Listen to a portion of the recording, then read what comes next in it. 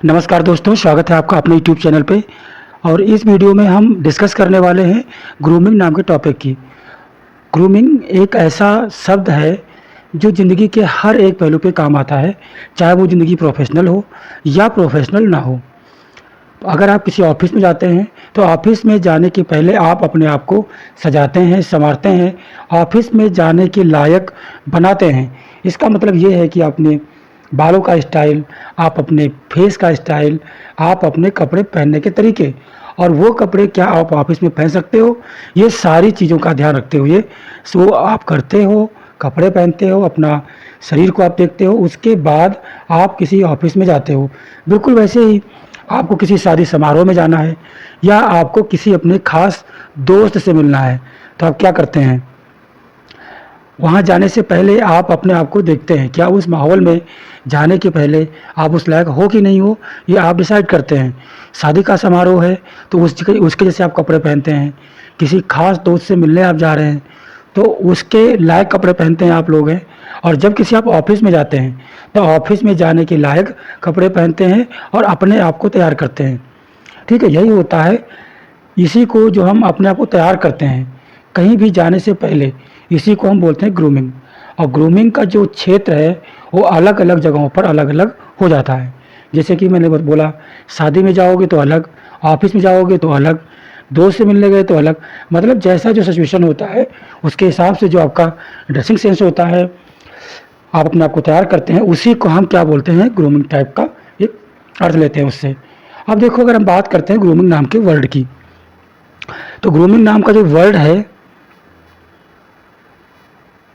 जी, ये जो ग्रूमिंग नाम का वर्ड है, तो ग्रूमिंग ना ये जो शब्द है, ये ग्रूमिंग लिया गया है ग्रूम नाम के शब्द से। और ग्रूम का अगर देखा जाए तो ग्रूम का मतलब क्या होता है, ग्रूम का मतलब होता है दूल्हा। दूल्हा तो सबने देखा होगा। अब देखिए, जैसे दूल्हे को सजाया जाता है, संवारा जाता है, उसके पहले उसके बॉडी के साथ में बहुत सारे परिवर्तन किए जाते हैं। दाढ़ी बनाना, शेविंग करना, है ना, हल्दी वल्दी लगाना, जो भी चीज़ें होती हैं अलग अलग जगहों पे। मतलब कहने का ये है कि जिस प्रकार किसी एक बंदे को हम तैयार करते हैं किसी स्पेसिफिक रीजन के लिए, तो वो होता है दूल्हा। और दूल्हा ऐसा तो नहीं कि वही सो के उठा और चला गया। ठीक है, तो उसको क्या है, वो एक अपने आप को सही करता है और उस माहौल के लायक अपने आप को वो बनाता है। ये चीज़ हो गई। अब देखिए, तो इसका मतलब ये हो गया, ग्रूमिंग जो शब्द है इसका मतलब हुआ अपने आप को सजाना, संवारना, साफ रखना और दूसरों के सामने अपने आप को प्रेजेंट करने के लायक बनाना। दैट्स कॉल ग्रूमिंग, उसे हम ग्रूमिंग कहते हैं। अब बात आती है बालों की। अब ये बात होती है मेंस की। जो आदमी लोग होते हैं, जो जेंट्स होते हैं, वाकई उनके अंदर वो चीज़ें कैसे होती हैं जिनको हम बालों के नाम से जान सकते हैं। अब यहाँ पे लिखा हुआ hair should not fall on the forehead. Hair should not fall on the forehead. Forehead का मतलब क्या हुआ, माथा। टच एयर्स, कान को टच ना करें। और कॉलर्स, कहते हैं कि जो आदमी के बाल होते हैं वो कभी भी माथे पर नहीं गिरने चाहिए और कानों को टच नहीं करते होने चाहिए, या कॉलर को और कानों को टच होते नहीं होने चाहिए। दूसरा पॉइंट आपका, शुड बी नीटली कॉम्ड। अच्छे तरीके से बालों में कंघी की जानी चाहिए। तीसरा आपका, should not be oily or styled with spikes. अब इसमें यह है कि जो बाल होते हैं ज़्यादा चिपचिपे नहीं होने चाहिए। ऑयली का मतलब हुआ कि बहुत ज़्यादा ऑयली है, चिपचिपे हैं। स्टाइल विद स्पाइक्स, कोई स्पाइक्स टाइप की स्टाइल नहीं होनी चाहिए। ये चीज़ें होती हैं आदमी के बालों में। आप इस पिक में देख रहे हैं, तो अब ये देखिए कि पिक में किस प्रकार से इनके बाल ना तो माथे तक आ रहे हैं, ना कान को छू रहे हैं। तो आपको भी प्रोफेशनल तरीके से आपको ऐसे ही अपने बाल रखने हैं। फिर बात आती है मुस्टैच की। जो आदमी की मूछ होती है वो कैसी होनी चाहिए। अगर वो मूछें रखते हैं तो, नहीं रखते हैं तो बात अलग हो जाती है। यहाँ पे should not B neatly trimmed, should be neatly trimmed, इसका मतलब ये हुआ, ट्रिमिंग का मतलब होता है काटना छाटना। अगर कोई मूछ रखता है तो उसकी मूछ कटी छटी होनी चाहिए। ठीक है, ये की पॉइंट हो गया। दूसरा, should not cover the upper lips. इसका मतलब ये हुआ कि जो बाल हैं मूछ के, वो ऊपर के होंठ को कवर ना करते हों, ढका ना हुआ हो ऊपर वाला होंठ मूछ से। अगर ढका होता है तो क्या होता है, थोड़ा सा गंदा लगता है, खाना वाना खाएगा तो उसमें मूछ गंदी होती है और बार बार सफाई करने की ज़रूरत पड़ती है। तो इस तरीके से कि आपको मूछ को अपने कवर करना है अच्छे से। फिर हम बात करते हैं आदमी के चेहरे की। तो इसमें कई सारे पॉइंट हैं, आप देख रहे हैं। अब बात करते हैं पहले पॉइंट की, मस्ट बी क्लीन शेव। आदमी का जो चेहरा है वो हमेशा क्या क्लीन शेव होना चाहिए, एक प्रोफेशनल तरीके से क्लीन शेव होना चाहिए कि दाढ़ी वाड़ी नहीं रखनी चाहिए। दूसरा है side burn should be trimmed till half the length of the air. यह ट्रिमिंग का मतलब क्या हुआ, काटना छाटना हुआ। Till half the length of year, जहाँ तक कान है पूरा, तो कान के आधे तक वो आपका जो साइड बर्न है, जिसे हम कहीं कहीं कलम बोलते हैं, जो कान के पास बाल होते हैं, उसकी बात हो रही है। कहीं उसे कलम बोलते हैं, कहीं हम उसे हिंदी में खत बोलते हैं। अलग अलग जगहों पे अलग अलग वर्ड होता है। तो कलम और जो खत होता है बालों का, उसे वो कटा छटा होना चाहिए। कान जहाँ पे होता है उसके आधे तक ही वो होना चाहिए, ठीक है। इस तरीके से होता है, ये वाली चीज़ को बोल रहे हैं। तो ये यहाँ तक होनी चाहिए, ये मान लो कान है। फिर है beards are not recommended but if your hotel policy allowed beard it must be closely trims. Beard are not allowed. अब अगर बात करें होटल इंडस्ट्री की, तो होटल इंडस्ट्री में जो दाढ़ी है वो अलाउ नहीं होती है, उसे रिकमेंड नहीं किया जाता। But if your hotel policy allows beards, अगर आपके होटल की जो पॉलिसी है वो अलाउ करती है दाढ़ी रखने के लिए, तो it must be closely trim, ये बहुत बारीकी से कटी होनी चाहिए। अब बात करते हैं बाल जो वुमेंस के होते हैं। जी, अब हम बात करते हैं हेयर्स जो फीमेल के बाल होते हैं उनके बारे में। आप देखिए जो फीमेल के बाल होते हैं वो होते हैं कई प्रकार के। आप देख सकते हैं कुछ बाल जो होते हैं छोटी लेंथ के होते हैं। शॉर्ट लेंथ मतलब क्या हुआ, छोटी लंबाई। जिनके बाल छोटे छोटे होते हैं, ठीक है, उनके बारे में क्या, मस्ट बी ट्रिम्ड रेगुलरली। तो उनको अपने बाल नियमित तरीके से ट्रिमिंग कराने हैं, काटने हैं, ठीक है। दूसरी चीज़ ये हुई कि अगर शोल्डर लेंथ मतलब कंधे तक वो अपने बाल रखती हैं, तब क्या होना चाहिए, तब उनको मस्ट बी ट्रिम्ड रेगुलरली, मतलब बाल तो हमेशा कटवाने चाहिए। कंधे पे हैं तो ऐसा नहीं है कि उनका लाइनिंग अलग अलग आ जाता हो। और must be neatly pinned and keep away from the face, और वो अच्छे तरीके से पिनअप किए जाने चाहिए ताकि वो चेहरे के ऊपर न गिरें, ठीक है। फिर है आपका लॉन्गर दैन शोल्डर लेंथ। इसका मतलब क्या हुआ कि अगर वो लंबे हैं कंधे से भी ज़्यादा, जो शोल्डर लेंथ है उससे ज़्यादा वो लंबे हैं, तब आपको क्या करना होगा, must be tied up at the centre of the nap. तब क्या करना होगा कि मस्ट बी टाइड अप, उन बालों को अच्छे से उनको आपको टाइट करना होगा at the centre of the nap, आप जहाँ अपना जूड़ा बनाते हैं वहाँ पे, ठीक है। Bun secured at the back of the head और above the nape with the black net. आप कह रहे हैं कि जो बन है जो आप जूड़ा बनाते हो, secured at the back of the head, जो बिल्कुल सर के पीछे आपको बनानी है, और above the nape with the black net, और हल्का सा अगर ऊपर करते हैं तो बाल अपने ऊपर, मतलब जो आपका सर होता है, या तो बिल्कुल बैक साइड बनाएंगे, हल्का सा ऊपर बनाएंगे। तो जहाँ भी आप बनाते हैं आपका जो जूड़ा है वो क्या होना चाहिए, ब्लैक नेट से हमेशा ढका होना चाहिए। Must be always be neatly combed. Combed का मतलब क्या होता है, कॉम्ड का मतलब होता है कंघी।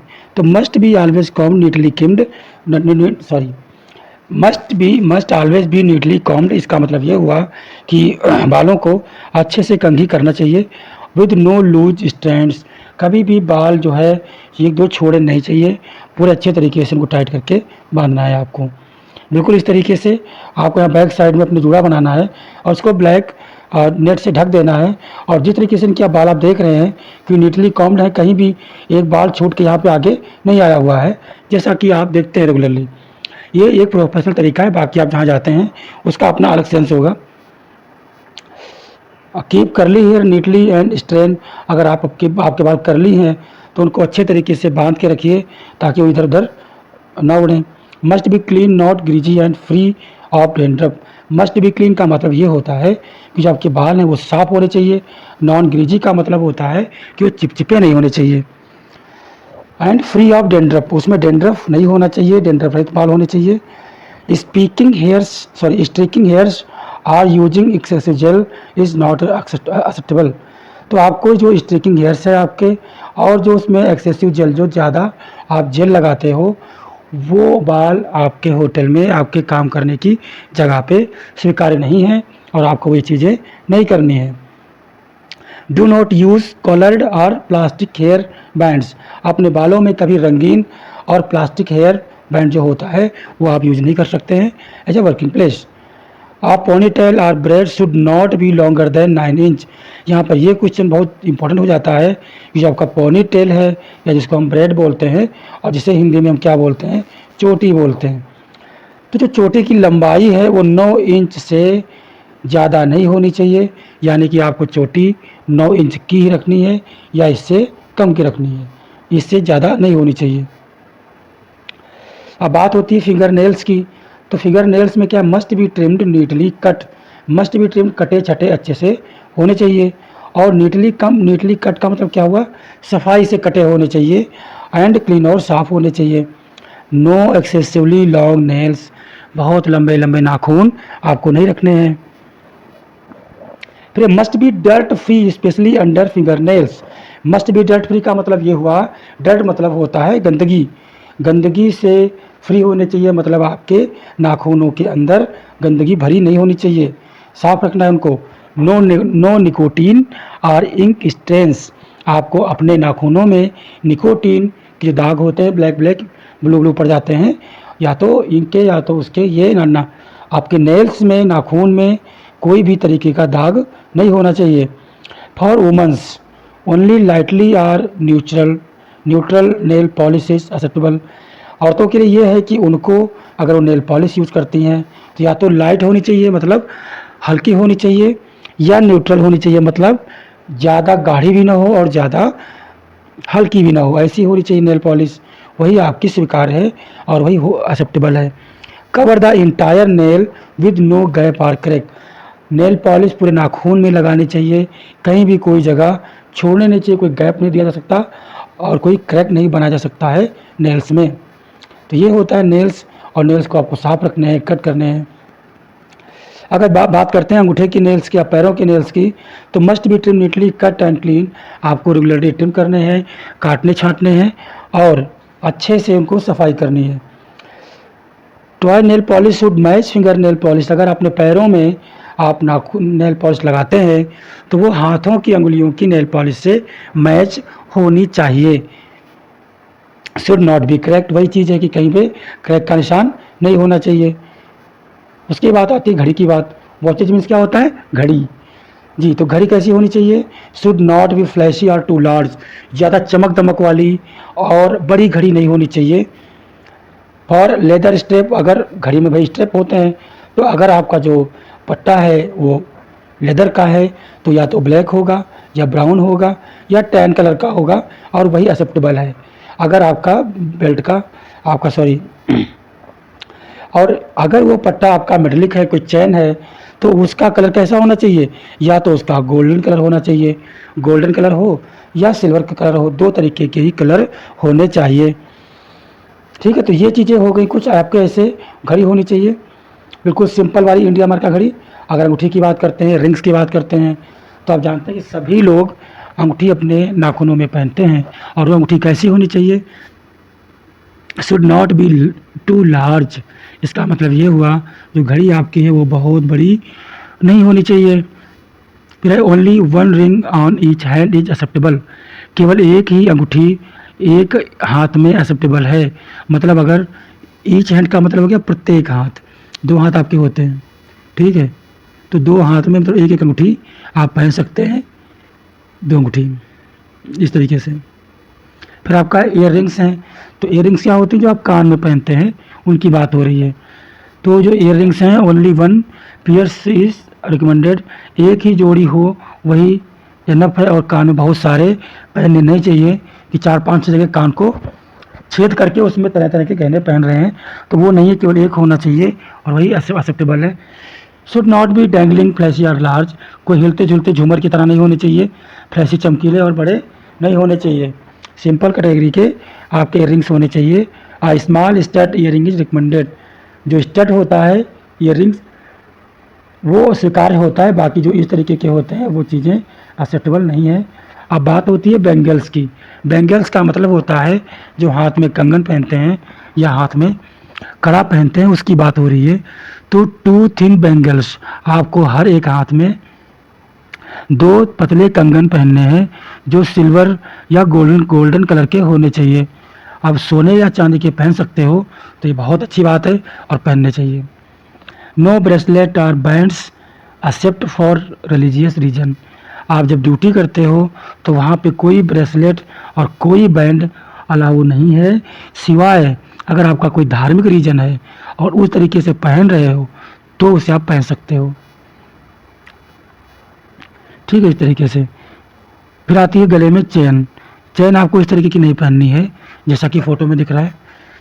1 थिन गोल्ड और सिल्वर चेन, गले में पतली सी एक सोने की, सिल्वर मीन्स क्या होता है चांदी, सोने या चांदी की पतली सी चेन आपको गले में पहननी है। आदमियों के लिए क्या होगा, फॉर मैन, आदमियों के लिए क्या होगा, the chain must not be visible over the uniform. आदमियों की जो चेन गले में पड़ी हुई है वो कभी भी यूनिफॉर्म के ऊपर नहीं दिखनी चाहिए। ठीक है, औरतें दिखा सकती हैं।